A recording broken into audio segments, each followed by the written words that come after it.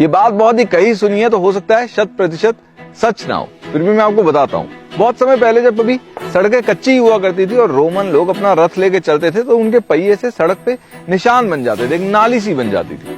अब जब बग्गियों का प्रचलन हुआ तो बग्गी बनाने वालों ने उनकी चौड़ाई इसी तरह रखी कि जो बग्गी के पहिए हैं, जो रथ की बनी हुई नालियां हैं, उन्हीं के अंदर चले, ताकि बग्गी फंस के इधर उधर गिर ना जाए।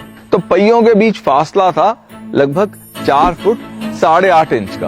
अब जब रेल का आविष्कार हुआ और रेल के कोच का निर्माण करना था, तो इन्हीं बग्गी वालों को ठेका दिया गया। तो उन्होंने जो रेल के डब्बे हैं उनमें भी जो पहियों का फासला है रखा 4 फुट 8.5 इंच, और इसी अनुसार रेल की पटरी बनी। अब जब अमेरिका को रेल की आवश्यकता थी, तो इंजीनियर यूरोप से बुलाए गए और उन्होंने रेल की पटरी की चौड़ाई वही रखी 4 फुट 8.5 इंच, और उसी के अनुसार रेल का निर्माण हुआ। इस कहानी को थोड़ी देर यहीं पे रोकते हैं और एक दूसरी कहानी शुरू करते हैं। नासा की स्पेस शटल जो इंटरनेशनल स्पेस स्टेशन तक जाती है, उसके सीधे और उल्टे हाथ पे एक एक फ्यूल सिलेंडर रहता है।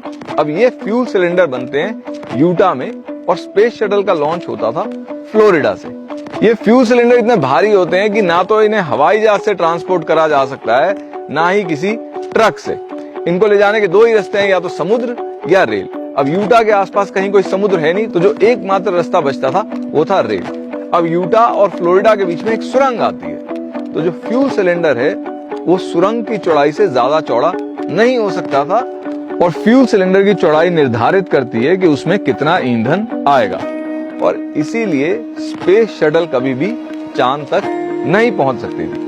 तो नासा के एक साइंटिस्ट को ये बात बहुत चुभी कि भाई स्पेस शटल चांद तक इसलिए नहीं पहुंच सकती क्योंकि सुरंग ज्यादा चौड़ी नहीं है। आखिर सुरंग ज्यादा चौड़ी क्यों नहीं है? तो उसने देखा भाई सुरंग चौड़ी है रेल के डब्बे के अनुसार, डब्बे बने हैं पटरी की चौड़ाई के अनुसार, पटरी की चौड़ाई आई बग्गी की चौड़ाई के अनुसार, बग्गी की चौड़ाई थी रथ के पहियों के निशान थे उनके अनुसार। तो अब बात आती है कि रथ के पहियों की चौड़ाई आखिर किस पर आधारित थी? तो रथ में लगते थे 2 घोड़े, और अगर 2 घोड़ों को आप साथ में खड़ा कर दे तो जो उनके पीछे की चौड़ाई है वो निकलती है 4 फुट 8.5 इंच। इसी तरह जीवन में भी हम बहुत से फैसले उन फैसलों पर आधारित लेते हैं जो पहले से लिए जा चुके हैं। मसलन हम कौन से गांव में या शहर में रह रहे हैं, ये इस पे निर्भर करता है कि हमारा परिवार कहाँ रहता आया है।